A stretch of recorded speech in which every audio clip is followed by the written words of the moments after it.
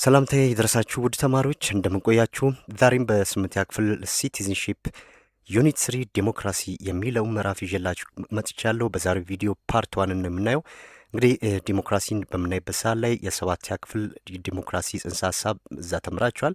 እንግዲህ እሱን የኦሪጂን ኦፍ ዲሞክራሲ የሚለውን ሀሳብ እንዲሁም የግሪኮች የዲሞክራሲ ስርዓት ምን ይመስል ነበር የሚለውን ታሪካዊ አመጣጡን ከሰባተኛ ክፍል እንዲሁም መሰረታዊ ሌሎች ነጥቦችን ከስምንተኛ ክፍል አወጣጥቼ ነው ኖቱን ያዘጋጀውላችሁ። ለሞዴል ፈተና ያዘጋጃችኋል ብዬ አምናለሁ። እስከ ቪዲዮ ፍጻሜ አብራችሁን ቆዩ። ቪዲዮውን ላይክ በማድረግ ጀምሩ። በቀጥታ ወደ ቪዲዮ እናልፋለን። ኦኬ ዲሞክራሲ። እሺ እንግዲህ ዲሞክራሲን ስናወራ ቀጥታ ከዛሬ ወደ 2500 ዓመታት በፊት ወደ ግሪክ ከተማ መጓዛችን አይቀርም። ቃሉ ከዛ የመጣ ስለሆነ ማለት ነው። ስለዚህ ከታሪካዊ አመጣጡ ጀምሮ ማየቱ ጠቃሚ ስለሆነ ከሰባተኛ ክፍል ኖት ላይ ይህንን የዲሞክራሲ ጽንሰ ሀሳብን እዚህ ላይ አካትቻለሁ። ሞዴል ስትጠየቁ ሚኒስትሪ ስትጠይቁ የሰባትም የስምንትም ስለሆነ ሁለቱንም እያየ የሚሄዱ ጥሩ ነው። ሶ ዋት ኢዝ ዘ ሚኒንግ ኦፍ ዲሞክራሲ? እንግዲህ የቃሉን ምንጭ በምናይበት ሰዓት ላይ የቃሉን ትርጉም በምናይበት ሰዓት ላይ ምን ይልናል? ዚስ ዲሞክራሲ ኢዝ ድራይቭድ ፍሮም ግሪክ ወርድ ዲሞስ ኤንድ ክራቶስ። እንግዲህ ዲሞክራሲ የሚለው ቃል ከሁለት የግሪክ ቃል የተገኘ ሲሆን እሱም ዲሞስ እና ክራቶስ ከሚሉ ቃሎች የተገኘ ነው። እንግዲህ ዲሞስ ማለት ህዝብ የሚል ትርጉም ይዛል። ዲሞስ ሚንስ ፒፕል ኤንድ ክራቶስ ሚንስ ሩል። ሶ ዲሞክራሲ is the word democracy derived from the Greek words demos and kratos. Demos means people and kratos means rule. እነዚህ ከሁለት ቃላት የተገኘ ነው። ዲሞስ ህዝብ ከሚልና ክራቶስ ማለት አገዛዝ የሚል ቃል የተገኘ ነው። ሶ ዲሞክራሲ ሚንስ ይህንን ሁለቱን ይዘን ዲሞክራሲ ሚንስ ሩል ኦፍ ዘ ፒፕል።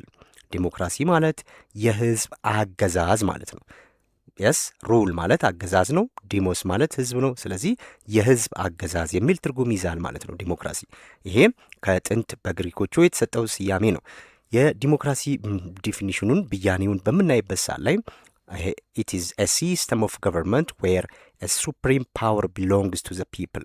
ይሄ በአሁንም በሞደርን ዲፊኒሽን ኦፍ ዲሞክራሲም ስንሄድ ይህንን ይዛል ማለት ነው። ዲሞክራሲ ማለት ሉዓላዊ ስልጣን ባለቤት ህዝብ የሆነበት የመንግስት ስርዓት ማለት ነው። ሲምፕሊ ሉዓላዊ የስልጣን ባለቤት ማን ነው? ህዝብ የሆነበት የስልጣን የመንግስት ስርዓት ማለት ነው። በቃ እቺ መሰረታዊ የዲሞክራሲ ዲፊኒሽን ናት። ስለዚህ በዲሞክራሲ የስልጣን ባለቤት ኦር የሱፕሪም ፓወር ማን ነው ያለው ሲባል ህዝብ ነው ማለት ነው። በዲሞክራሲ ስርዓት ውስጥ ስልጣን የህዝብ ነው ተብሎ ስለሚታመን የህዝብ አገዛዝ ነው ስላልን በዲሞክራሲ ሉዓላዊ ስልጣን ያለው ማን ነው? ህዝብ ነው። ሶ ፒፕል ሩል ዳይሬክትሊ ኦር ስሩ ኢሌክትድ ሪፕሬዘንታቲቭ። እንግዲህ ህዝብ በቀጥታ ወይም በተመረጡ ተወካዮች አማካኝነት ይስተዳደራል ማለት ነው። ያ ማለት አንዳንድ ሀገራት የቀጥታ መሪዎቻቸውን የሚመርጡበት አለ። አንዳንድ ሀገራት ደግሞ በተዘዋዋሪ መሪዎቻቸውን ይመርጣሉ ማለት ነው። ለምሳሌ ኢትዮጵያ ሪፕሬዘንታቲቭ ተወካዮቻችንን ነው ለህዝብ ተወካዮች ምክር ቤት የምናቀርበው አይደለ? ስለዚህ እነዛ ተወካዮች ነው በተዘዋዋሪ መንገድ እኛ የሚመሩን ማለት ነው። ሶ ህዝብ በቀጥታም ሆነ በተዘዋዋሪ የሚተዳደርበት ነው ማለት ነው። ሶ ፒፕል አር ዘ ሄርት ሩት ኤንድ ፍሩት ኦፍ ዲሞክራሲ። እንግዲህ የዲሞክራሲ ወይም ህዝብ የዲሞክራሲ ዋናው እዚህ ጋር ሄርት ፍሩት ሩት የሚለው መሰረታዊ መሆናቸው ለማሳየት ነው። እንግዲህ የአንድ ዛፍ መሰረቱ ስሩ ነው አይደለ? የአንድ ሰውም የኖር የሚባለው ልቡ እስካለ ድረስ ነው። ስለዚህ የአንድ ዛፍም መጨረሻው ፍሬ መስጠት ነው። ስለዚህ በዲሞክራሲም ላይ ህዝብ የዲሞክራሲ ልብ ስርና ፍሬ ነው ይለናል ማለት ነው። ስለዚህ በዲሞክራሲ ስርዓት ላይ ህዝብ ነው። ሉክ ህዝብ ፒፕል አር ዘ ሄርት ሩት ኤንድ ፍሩት ኦፍ ዴሞክራሲ። እነዚህ መሰረታዊ የዲሞክራሲ ጽንሰ ሀሳቦች ናቸው። ይቀጥላል። ምን ይለናል? ሚኒንግ ኦፍ ዲሞክራሲ ላይ ነን ያለ ነው። ሶ ዲሞክራሲ ኢዝ a system where people hold supreme power። ይሄ ቅድም ያልነውን የሚነግረን ነው። ስለዚህ ህዝብ ሉዓላዊ ስልጣን ወይም የስልጣን ባለቤት በዲሞክራሲ ስርዓት ውስጥ ህዝብ ነው ማለት ነው። ሶ people have the right to choose, change and remove leaders። እንግዲህ ህዝብ ምን አይነት መብት አለው? ህዝብ መሪዎችን የመምረጥ መሪዎችን የመቀየር እንዲሁም የመሻር መብት የህዝብ ነው ማለት ነው። ስለዚህ ህዝብ ይህ ስልጣን አለው። ምን የማድረግ መሪዎቹን የመምረጥ፣ መሪዎቹን የመቀየር፣ መሪዎቹን የመለወጥ ምን አለው? መብት አለው ማለት ነው። ምክንያቱም የስልጣን ባለቤት ሱፕሪም ፓወር የህዝብ ነው እስካልን ድረስ ህዝብ እኔ የፈለግኩት የመረጥኩት ይሁንልኝ ማለት እንዲሁም ከመረጠም በኋላ ባልተገባ የአስተዳደር ሁኔታው ሲገኝ የመቀየር እስከ መሻር የመድረስ መብት አለው በዲሞክራሲ ስርዓቱ ውስጥ ማለት ነው። ሶ the core value of democracy is freedom። እቺም መሰረታዊ ነጥብ ናት። እንግዲህ የዲሞክራሲ ዋነኛው እሴቱ ዋነኛው ፍሬው ነገሩ ምንድን ነው? ነጻነት ማለት ነው። ስለዚህም ነጻነት የዲሞክራሲ ዋነኛው እሴት ነው ማለት ነው። the core value of democracy is freedom። ስለዚህ ህዝብ በነጻ የሚያገለግለውን መሪ የመምረጥ፣ በነጻ ሀሳቡን የማንሸራሸር፣ በነጻ መሪዎቹን የመተቸት ጭምር መብት አለው ማለት ነው። ኦኬ ይሄን በመሰረታዊነት ሚኒንግ ኦፍ ዴሞክራሲ ዲፊኒሽን ኦፍ ዴሞክራሲን ስናይ እነዚህ ነጥቦች አስፈላጊ ሆነው ይገኛሉ ማለት ነው። እንግዲህ ዲሞክራሲን ስናነሳ ሁሌም የማይረሳ በዲሞክራሲን ዲፊኒሽን ከሰጡ ሰዎች ውስጥ ተቀባይነት ያለውና በብዙ ምሁራንም ተስማሚነት ያለው ዲፊኒሽን የአሜሪካው የቀድሞ ፕሬዚዳንት የአብርሃም ሊንከን ትርጉም ይይዛል ማለት ነው። እዚህ ጋር እሱንም ማየት አስፈላጊ ነው። ምክንያቱም ይሄ 7ኛ ክፍል ላይ ያለ ማለት ነው መጽሐፉ ላይ። ስለዚህ ሊጠይቋችሁ ስለሚችሉ ነው። ሶ አብርሃም ሊንከን ምን አለ? እንግዲህ አብርሃም ሊንከን የአሜሪካ ፕሬዚዳንት የነበረ ነው። የስ ሶ አብርሃም ሊንከን ምንድን ያለው? ዴሞክራሲ ሚንስ the government of the people by the people and for the people አለ። እንግዲህ አብርሃም ሊንከን ዲሞክራሲን ሲተረጉም ዲሞክራሲን ሲተነተንልን ምን አለ? ዲሞክራሲ ማለት የህዝብ በህዝብ ለህዝብ የሆነ መንግስት ማለት ነው። የስ ለማን አለ? ለህዝብ። ሶ እዚች ጋር እያንዳንዱ ቃል ይተነተናሉ ማለት ነው። ሶ ዴሞክራሲ ዘ ገቨርንመንት ኦፍ ዘ ፒፕል። ሶ ኦፍ ዘ ፒፕል ሲባል ምን ማለት ነው? ኦፍ ዘ ፒፕል ያ ማለት የህዝብ አለ አይደለ? ዲሞክራሲ አጠቃላይ የዲሞክራሲ የበላይ አካል ወይም በዲሞክራሲ ስርዓት ውስጥ ስልጣን የህዝብ ነው እስካልን ድረስ አንደኛ የህዝብ የሚለውን ይዛል። የህዝብ ችኛዋ ኦፍ ዘ ፒፕል የምትለው የህዝብ የምትለውን ይዛል ማለት ምን ማለት ነው? የህዝብ ሲባል ኦፍ ዘ ፒፕል ሲባል ሶ ፒፕል እዚች ጋር ህዝብ ያልነው ምንድን ማለት ነው? ሶርስስ ኦፍ ሌጂትሜሲ እንግዲህ የህዝብ ይሁንታና ህጋዊነትን መሰረት ያደረገ ማለት ነው። የህዝብ ይሁንታ ያለው ስርዓት ማለት ነው እዚህ ጋር። ስለዚህ ዲሞክራሲ የህዝብ ይሁንታ ያለው የህዝብ ተቀባይነት ያለው የሚለውን ይገልጽልናል። ሊጠይቋችሁ ስለሚችል ነው። ኦፍ ዘ ፒፕል ምንድን ነው ሪፈር የሚያደርግልን ሲባል ሶርስ ኦፍ ሌጂትሜሲ ነው እዚህ ጋር ሌጂትሜሲ ነው። ሶ ሁለተኛው ደግሞ ባይ ዘ ፒፕል አለ። ያ ማለት በህዝብ ማለት ነው። ስለዚህ ለህዝብ እዚህ ጋር በህዝብ የስ በህዝብ የሚለውን ትርጉም ይዛል ነው። ስለዚህ በህዝብ ሲልስ ባይ ዘ ፒፕል ሲባል ደግሞ በህዝብ ሲባል ፓርቲሲፔሽን የሰልፍ ገቨርንመንትን የሚያመለክት ነው። ስለዚህ በህዝብ ሲባል ያ ማለት ምን ማለት ነው? በህዝብ ተሳትፎና በራስ መተዳደር የሚመራ ማለት ነው። በህዝብ ተሳትፎና በራስ መተዳደር የሚመራ ስለዚህ በህዝብ የሚለው በህዝብ ተሳትፎ የሚለውን ፓርቲሲፔሽንና ሰልፍ ገቨርንመንትን የሚያሳይ ነው ማለት ነው። ሶስተኛው አብርሃም ሊንከን የዲሞክራሲ ዲፊኒሽን ላይ ያለው ቃል ምንድን ነው? ኤንድ ፎር ዘ ፒፕል። ይሄ ደግሞ ምንን ነው የሚያሳየው ሲባል ቅድም ምናልን የህዝብ በህዝብና ለህዝብ አለ። ስለዚህ በዲሞክራሲ ስርዓት የተመረጠው መንግስት የማንን ጥያቄና ፍላጎት የማሟላት ነው ኃላፊነቱ? የህዝብን ነው። ስለዚህ ለህዝብ የሚለውን እዚህ ጋር የሚይዘው ለህዝብ የስ ፎር ዘ ፒፕል ሲባል ለህዝብ ምን ያደርጋል? ሰርቪንግ ፐብሊክ ኢንተረስት እንግዲህ የህዝብን ጥቅም መጠበቅ፣ ማስጠበቅ፣ ማገልገል ማለት ነው። ስለዚህ የህዝብን የህብረተሰቡን የመራጩን ጥቅም ምን ማድረግ? ማስጠበቅ። ይሄ የአብርሃም ሊንከን ዲፊኒሽን ነው። ቺ መረሳት የለበትም ማለት ነው። ሶ ገቨርንመንት ኦፍ ዘ ፒፕል ባይ ዘ ፒፕል ኤንድ ፎር ዘ ፒፕል። ይህን ያለው ማን ነው ተብላችሁ ልትጠይቁ ትችላላችሁ። አብርሃም ሊንከን። እያንዳንዱን ወርድ ደግሞ በደንብ ማየት አስፈላጊ ሆኖ ይገኛል ማለት ነው። ኦኬ ሶ ወደ ኦሪጂን ኦፍ ዴሞክራሲ ስንሄድ ቅድም እንዳልኳችሁ እንግዲህ ብዙ ሺህ ዓመታት ከ2500 ዓመታት በፊት ወደዛ ወደ ግሪክ ነው የምንሄደው ማለት ነው። እንግዲህ በዓለም ላይ በወቅቱ ብዙ የዓለም አቀፍ ደረጃ አሁን ላይ የሚታወቁ ፈላስፎች፣ አሳቢዎች፣ ጠያቂዎች የነበሩበት ሀገር ነው። እንግዲህ የመንግስት አስተዳደርም እዛ ነው የተጀመረው የዲሞክራሲ የሚለው ጽንሰ ሀሳብ። ሶ ኦሪጂን ኦፍ ዴሞክራሲን ስናይ የዲሞክራሲ ታሪክን በምናጠናበትን የጥንቷ አቴንስን ማንሳታችን ግድ ነው ማለት ነው። ሶ ምን ይልናል? ዚስ ዲሞክራሲ ቢገን ኢን 5th century BC አቴንስ ግሪክ ከተማ ላይ ተጀመረው ማለት ነው። ስለዚህ በወቅቱ ይህች አቴንስ ትልቅ ከተማ ነበረች፣ ጠንካራ ከተማ የነበረች ናት። ስለዚህ በዲሞክራሲ ትርጉም የዲሞክራሲን ጽንሰ ሀሳብ ስናጠና ግዴታ ወደዛ መሄድ ስላለብን ነው። እንግዲህ የተጀመረው ዲሞክራሲ የሚለው ቃል ራሱ ስርዓቱም የተጀመረው በ5ኛው ክፍለ ዘመን ከቢፎር ክራይስት ነው። ስለዚህ ዓመተ ዓለም ማለት ነው። ስለዚህ በግሪክ አቴንስ ውስጥ ነው በግሪክ አቴንስ ውስጥ ነው ይሄ ዲሞክራሲ የሚለው ሀሳብ የተጀመረው። ሶ ፕራክቲስድ አስ ዳይሬክት ዲሞክራሲ። አሁን ፈተና ላይ እንዲህ ሊጠይቋችሁ ይችላሉ። በወቅቱ የግሪክ ዲሞክራሲ ምን አይነት ዲሞክራሲ ነበረ ተብሎ ሊጠየቅ ይችላል። ስለዚህ ቀጥተኛ ዲሞክራሲ የሚባለው ነው። ቀጥተኛ ዲሞክራሲ ያ ማለት ህዝብ ቀጥታ መሪውን የሚመርጥበት ስርዓት ማለት ነው። ይህንን ከኢትዮጵያ ጋር ስናገናኘው ኢትዮጵያ ውስጥ ቀጥታ ህዝብ መሪውን አይመርጥም። ምንድን ነው? ሪፕሬዘንታቲቭ ዲሞክራሲ ነው ኢትዮጵያ። ሶ በግሪክ ላይ ስንሄድ ኦሪጂኑን በምናይበት ሳት ላይ የአቴኒያን ኦር የግሪክ ዲሞክራሲ ምን አይነት ነው? ዳይሬክት ዲሞክራሲ።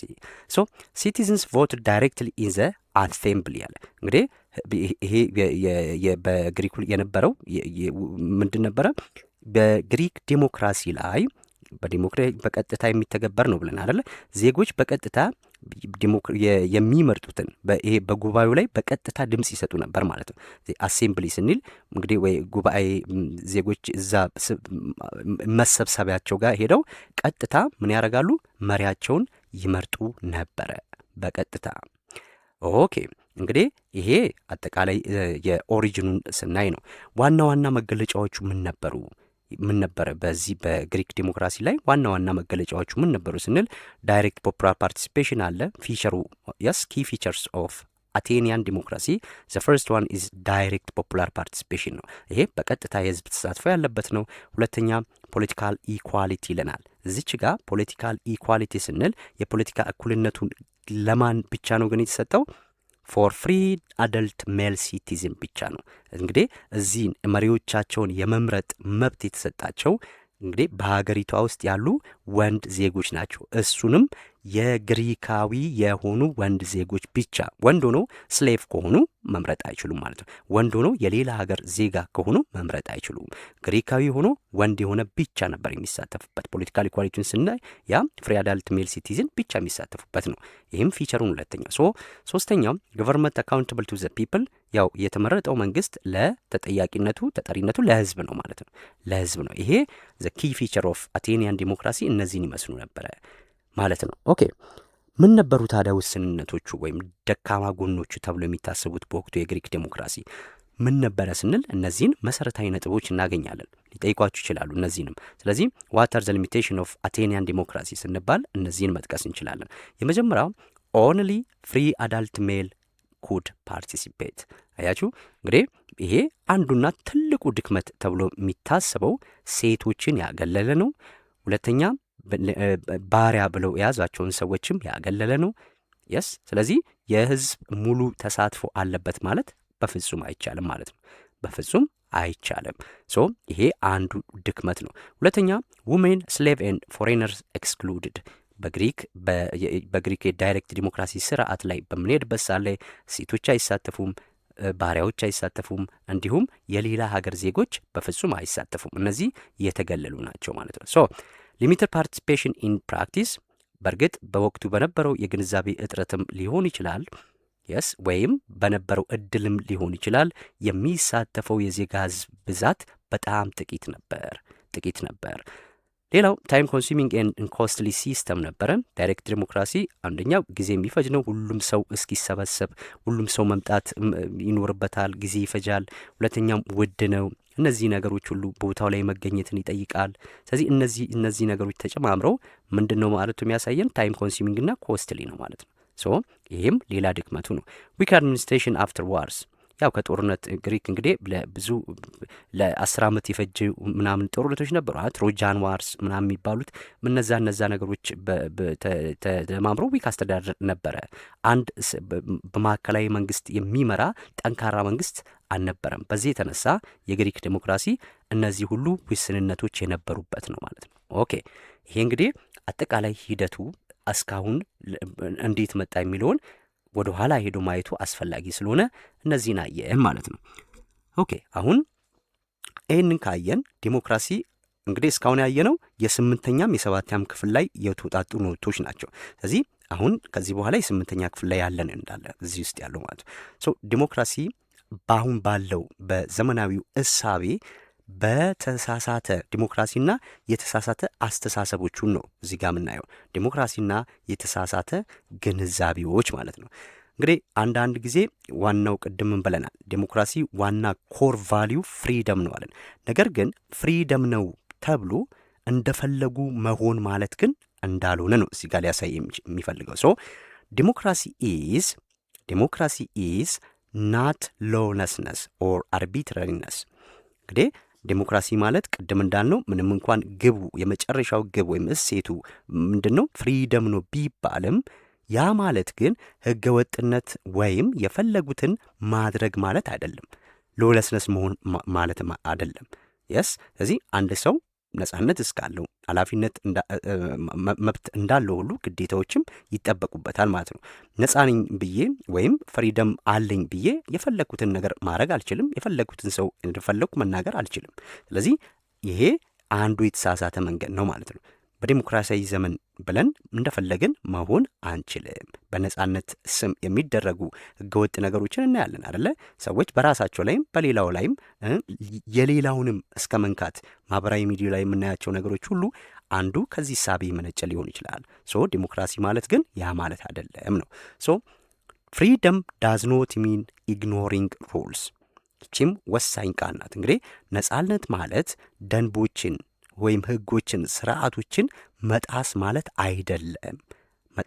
አይደለም። ስለዚህ ይህንንም በደንብ ልትገነዘቡ ይገባል። ሶ አክቲንግ አጌንስት ስኩል ሩል ኦር ይሄ ምሳሌ እንድታቁት ነው። ሶ አክቲንግ አጌንስት ስኩል ኦር ሶሳይታል ሩል ኢዝ አንዲሞክራቲክ አይደለ?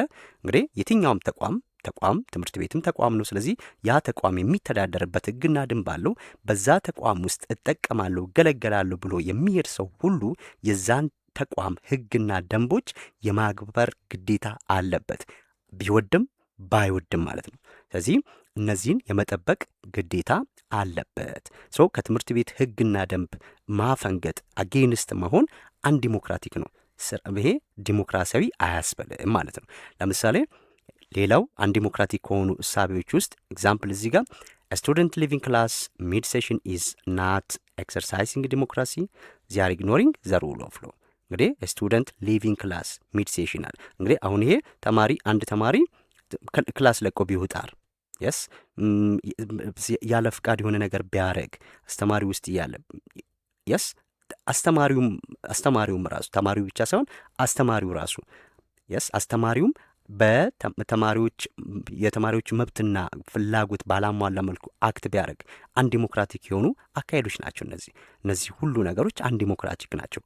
ህግን መጣስ በዲሞክራሲ እሳቤ አንዲሞክራቲክ መሆን ነው ማለት ነው። ስለዚህ ይህን እሳቤ ማስተካከል ያስፈልጋል። ዲሞክራሲ ሚስ አንደርስቱድ ስለተደረገ ያንን ማስተካከል አለብን ማለት ነው።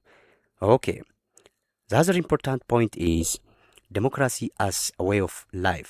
እንግዲህ እነዚህ ነገሮች ሁሉ በዚህ መልኩ በአጭሩ ለፈተና እንዲመቻችሁ አስቀመጥኩት እንጂ ከመጽሐፋችሁ የወጡ አይደሉም፣ የተለዩ አይደሉም። እሺ እያንዳንዱ ነገር መጽሐፎች ላይ አለ። እንግዲህ አቀማመጡ ለማንበብ ላይመች ሊችል ይችላል። ስለዚህ በዚህ መልኩ ቢሆን ግን ለፈተና በቀላሉ እንድትዘጋጁ ስለሚያደርጋችሁ ነው። ኦኬ እሺ ዴሞክራሲ አስ ዌይ ኦፍ ላይፍ ይለናል። እንግዲህ ዴሞክራሲ እንደ ኑሮ ዘይቤ እንደ አኗኗር ዘይቤ ስናየው ማለት ነው። እዚህ ጋር ምን ይለናል?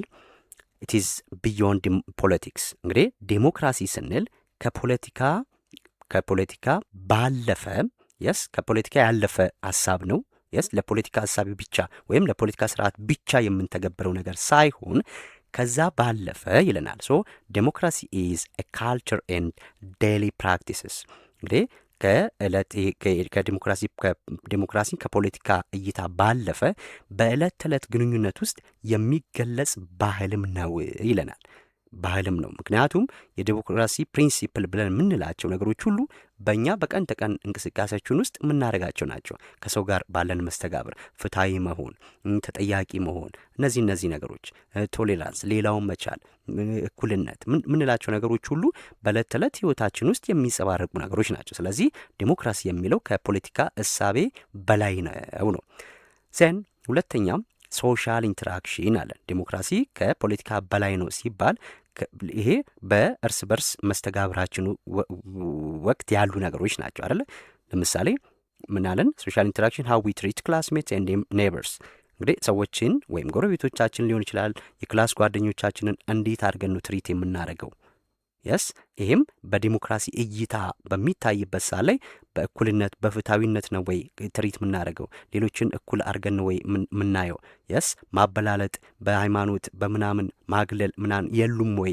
እነዚህ ነገሮች ሁሉ ከዕለት ተዕለት እንቅስቃሴያችን ጋር የሚገናኙ ስለሆኑ እዚህ ጋር ለዛ ነው ዲሞክራሲ ያሰ ዌይ ኦፍ ላይፍ ማየቱ አስፈላጊ ሆነው። ሶ ይሄ ለሶሻል ኢንተራክሽን ላይ ያሉ ዋና ዋና መገለጫዎች ምንድን ናቸው?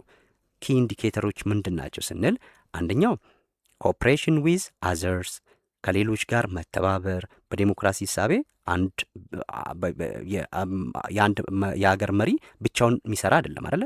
ኮኦፕሬት ማድረግ መቻል አለበት። ቲምወርክ ነው ኤቭሪቲንግ ሊሰሩ የሚችሉት። እዚህ ይሄ በመንግስት ስርዓት ውስጥ ብቻ ሳይሆን በግለሰብ ደረጃም አንዳችን ያለ ሌሎቻችን መኖር አንችልም ማለት ነው። ስለዚህ ለአንዳችን መኖር የሌላው ጎረቤታችን አስፈላጊ ነው። ስለዚህም ይሄ በዚህ ይታያል። ሁለተኛው ቶሌራንስ ኦፍ ዲፍረንስስ፣ ይሄ ልዩነቶችን መታገስ፣ ልዩነቶችን መቻል ያስፈልጋል ማለት ነው። ቶሌራንስ እጅግ በጣም በሰላማዊ ኑሮ ለመኖር ከሚያስፈልጉ ነገሮች ውስጥ አንዱ ነው ማለት ነው። ሶ ቶሌራንስ አክሴፕት ማድረግ፣ የሌሎችን ዲፍረንሶችን አክሴፕት ማድረግ፣ አክሴፕቲንግ ኤንድ ሪስፔክቲንግ ዲፍረንስስ። የስ በምን አይነት ዲፍረንሶች? የሪሊጂየስ ሊሆን ይችላል፣ የሬስ ሊሆን ይችላል፣ ላንጉጅ ሊሆን ይችላል፣ ካልቸር ሊሆን ይችላል፣ ዋቴቨር ብቻ። ስለዚህ ቶሌሬት ማድረግ አስፈላጊ ነው። ይህም በሶሻል ኢንተራክሽኖችን ውስጥ የሚያስፈልግ አንዱ መሰረታዊ ነገር ነው። ሶ ሪስፔክት ፎር ዳይቨርስ ኢትኒክ ሪሊጂየስ ኤንድ ሊንጉስቲክ አይደንቲቲ፣ ይሄ ማለት ቶሌራንስ ማለት ነው። እዚህ ጋር አክሴፕቲንግ ኤንድ ሪስፔክቲንግ አዘርስ አይደንቲቲ፣ ኢትኒክ፣ ሪሊጂን፣ ሊንጉስቲክ እነዚህ ነገሮች በጠቅላላ በቶሌራንስ ውስጥ የሚታይ ነው። ስለዚህ ሶሻል ኢንተራክሽን ላይ ቶሌራንስ ኢዝ ቬሪ ኢምፖርታንት ማለት ነው። ሶስተኛው ካልቸራል ግሮዝ ነው። እዚህ ጋር የምናየው እንግዲህ ካልቸራል ግሮዝ የባህል ምንድን ነው እድገት፣ የባህል እድገት ማሳየት ማለት ነው እዚህ ጋር። ስለዚህ ምን ይለናል? ወይን ዲሞክራቲክ ቫሊዩ ቢካም ኤ ሃቢት ናሽናል ዲሞክራታይዜሽን ቢካም ኢዚየር አለ። ይሄ እንግዲህ ማለት የዲሞክራሲ እሴቶች በእኛ ውስጥ ሲዳብሩ የስ ልምድ ስናደርጋቸው ሁሉም ሰው በነዛ መርሆች መጓዝ ሲጀምር ዴሞክራሲን ማምጣት በጣም ቀላል ይሆናል። በአንድ ሀገር ላይ ለመተግበር በጣም ቀላል ይሆናል ማለት ነው። ቢኮዝ የዲሞክራሲ እሳቤ መንግስት ጋር ብቻ ኖሮ ህዝብ ይሄ ግንዛቤ ከሌለው የመንግስትን ወደ ታች የሚያወርዳቸውን ህግ ለመተግበር አዳጋች ይሆናል። ንቃተ ህሊናው የሰፋ ማህበረሰብ ሲሆን ግን ለመንግስት ስራ ይቀልለታል ማለት ነው። ስለዚህ እንደውም ህዝብ መንግስትን ሊመራው ይችላል፣ አካሄዱን ሊያስተካክል ይችላል ማለት ነው። ሶ እነዚህ በዚህ መታየት ይችላሉ። ኦኬ። ሌላው ሪኳየርመንትስ ፎር ዴሞክራቲክ ሲስተም እንግዲህ ምንድን ነው እዚህ ጋር የሚያሳየን? ለዲሞክራሲ ስርዓት የሚያስፈልጉ ነገሮች፣ መስፈርቶች አሉ። አንድ ሀገር ዴሞክራሲያዊ ነው እንዲባል ሊያደርጉ የሚችሉት መስፈርቶች አሉ። እነዚህ መስፈርቶች ሲሟሉ ነው ያቺ ሀገር ዴሞክራቲክ ናት፣ ያ ስርዓት ዴሞክራቲክ ነው ብለን የምንለው ማለት ነው። ምንድን ናቸው? ዋት አር ዘ ሪኳየርመንትስ ፎር ዴሞክራቲክ ሲስተም ተብላችሁ ልትጠይቁ ትችላላችሁ። የመጀመሪያው ለዲሞክራሲ በአንድ ሀገር ላይ ዲሞክራሲ አብቦ በዲሞክራሲያዊ ስርዓት እንዲኖር ከሚያስችሉ ነገሮች ውስጥ የመጀመሪያውና ዋነኛው ኢንስቲትዩሽናል ስትራክቸር ነው። ይሄ እጅግ በጣም አስፈላጊ የሆነ ነው። ያ ማለት ተቋማዊ መዋቅር ነው። ተቋም ሊኖር ይገባል ማለት ነው። ስለዚህ በእያንዳንዱ ሴክተር ውስጥ ጠንካራ ተቋሞች ሲኖሩ ያ ለዲሞክራሲ ግንባታ እጅግ በጣም ጠቃሚ ነው ማለት ነው። ሶ ዲሞክራሲ ካናት ኤግዚስት ጀስት ቢኮዝ ዊ ዋንት ኢት። ዴሞክራሲ እኛ ስለፈለግን ብቻ ዝም ብሎ የሚሆን ነገር አይደለም ለሚሆን ነገር አይደለም። ስለዚህ ኢት ሪኳየርስ ዌል ፋንክሽኒንግ ኢንስቲትዩሽን ምን ይፈልጋል አለ በደንብ ተግባራዊ የሆነ ተቋማት ያስፈልጋሉ። የፍትህ ተቋማት፣ ፍርድ ቤቶች ጠንካራ መሆን አለባቸው። ከመንግስት ተጽዕኖ የጸዱ መሆን አለባቸው አይደለ? ማንኛውም ሴክተር በምንጠራበት የምርጫ ቦርድ ሊሆን ይችላል። እያንዳንዱ ሴክተር ጠንካራ ሲሆን ወይም እያንዳንዱ ኢንስቲትዩሽን ጠንካራ ሲሆን ያ ለዲሞክራሲ ስርዓት አስፈላጊ ይሆናል። መንግስትን መጠየቅ የሚችል መንግስትንም መክሰስ የሚችል ህዝብንም መጠየቅ የሚችል ትክክለኛ ፍትህና ስርዓትን ማስፈን የሚችል ተቋም መኖር አለበት። ይህ ከሌለ ዴሞክራቲክ ነው ቢባል ምንም የሚያመጣው ነገር አይኖርም ማለት ነው። ሁለተኛው ሪኳየርመንት ምንድን ነው? ስታንዳርድስ ኤንድ ሩልስ። እዚህ ጋር ምን ያስፈልጋሉ? ህግ፣ ደንብ፣ ስርዓቶች፣ መስፈርቶች፣ ደንቦች ያስፈልጉናል ማለት ነው። ስታንዳርድ ያስፈልገናል፣ እንዲሁም ህጎች ያስፈልጋሉ። ስለዚህ እንዴት አድርገን ነው አክት ማድረግ ያለብን የሚሉትን ነገሮች ሁሉ የሚያሳይ ማለት ነው። ሶ ዚስ ስታንዳርድ ሩል ምንድን ነው የሚያሳየን? ይሄ መስት ቢ ቤዝድ ኦን ዘ ዊል ኦፍ ሶሳይቲ አስ ኤ ሆል። እንግዲህ የሚወጡት ህግና ደንቦች በጠቅላላ በአጠቃላይ የማህበረሰቡን ፍላጎት በማህበረሰቡ ይሁንታን ያገኘ መሆን አለበት። ዝም ብሎ የሚጫን ብቻ መሆን የለበትም። ስለዚህ ህዝብና መንግስት በውይይት በንግግር የሚያደርጉት መሆን አለበት። ስለዚህ ህዝብ የተሳተፈበት ህግ ከሆነ አንተም የተሳተፍክበት ነው ተብሎ ሊጠየቅ ስለሚችል ምን መሆን አለበት? የህዝብን ፍላጎት ያማከለ ስርዓትና ህጎች፣ ደንቦች መኖር አለባቸው ማለት ነው። ኦኬ the third requirement for a democratic government is decentralization. ይሄ ደግሞ ዲሴንትራላይዜሽን ስንል ምንድን ነው? ስልጣንን ማጋራት።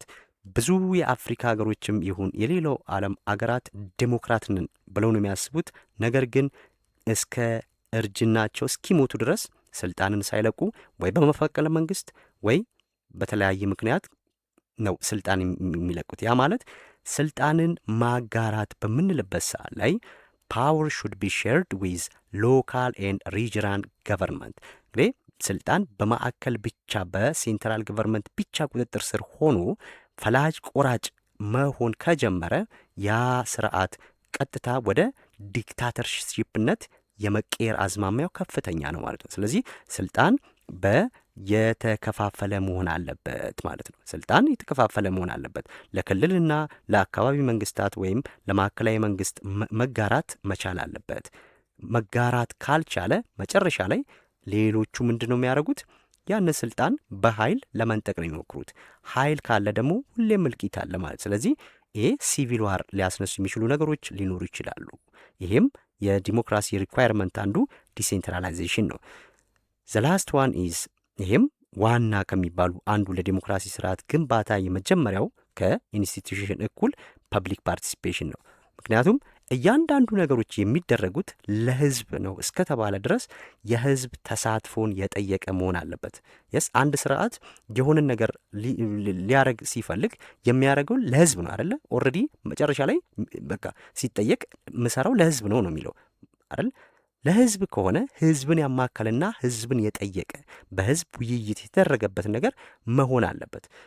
የስ ሶ ብሮድኒንግ ዘ ቤዝ ኦፍ ሁ ጌትስ ቱ ቢ ኢንቮልቭድ ኢን ዲሲሽን ሜኪንግ። እንግዲህ በውሳኔ ሰጪነት ላይ ማን መሳተፍ አለበት? ከህብረተሰብ የተወጣጡ የሃይማኖት ተቋማት ሊሆን ይችላሉ፣ ምሁራን ሊሆን ይችላል፣ ገበሬው ሊሆን ይችላል፣ ተማሪው ሊሆን ይችላል፣ መምህር ሊሆን ይችላል። እነዚህ ነገሮች ሁሉ መኖር አለባቸው። ለምሳሌ ትምህርት ሚኒስቴር አንዳንድ ደንቦችን፣ ህጎችን፣ የተለያዩ በትምህርት ሴክተር ላይ የሚሰሩ ስራዎችን ሲያደርግ ፖለቲከኞች ብቻ የሚሳተፉበት ከሆነ በምንም መስፈርት ያ ነገር ለውጥ ሊያመጣ አይችልም። ለምን ስንል በዲሞክራሲ ስርዓት ላይ የሚመለከታቸው አካላት ፓርቲሲፔት ማድረግ መቻል አለባቸው። ትምህርት ተብሎ መምህርን ያገለለ ከሆነ በምን መስፈርት ለውጥ ሊመጣ ይችላል? ተማሪን ያገለለ ከሆነ፣ ወላጆችን ያልጠየቀ ከሆነ የስ እነዚህ ነገሮች ሁሉ ካልተሳተፉበት ለውጥ ሊመጣ አይችልም ማለት ነው። ስለዚህ ዲሞክራሲያዊ ስርዓት እንዲጎለበት እንዲስፋፋ እነዚህ አራት መሰረታዊ የዲሞክራሲ ሪኳየርመንቶች ያስፈልጋሉ። አንድ ሀገር እነዚህ ነገሮች የሏትም ማለት ዲሞክራት ነኝ ማለት በፍጹም አትችልም ማለት ነው። ይሄ አጠቃላይ ስለ ዲሞክራሲ ያላችሁን ጽንሰ ሀሳብ በዚህ መያዝ ትችላላችሁ ማለት ነው። ቀጣይ የምናየው ዋና ዋና ፕሪንሲፕል ኦፍ ዴሞክራሲ የሚሉትን ይሆናል። እሱ በፓርት 2 ይዤላችሁ እመጣለሁ። ሞዴል ፈተና ከመፈተናችሁ በፊት ይህንን ቻፕተር ቶሎ ቶሎ ለቅላችኋለሁ ማለት ነው። እንግዲህ ቪዲዮ ጥሩ ግንዛቤ አግኝታችሁበታል ብዬ አስባለሁ። አግኝተንበታል ካላችሁ በላይ ካሳውቁን፣ አዳዲስ የሆናችሁ ተማሪዎች ሰብስክራይብ አድርጉ፣ ለሌሎች ተማሪዎችም እንዲደርስ ሼር አድርጉላቸው። ሀሳብ፣ አስተያየት፣ ጥያቄ ካለ በኮሜንት አስቀምጡልኝ። ስለነበረን ቆይታ በጠቅላላ አመሰግናለሁ። ባይ ባይ።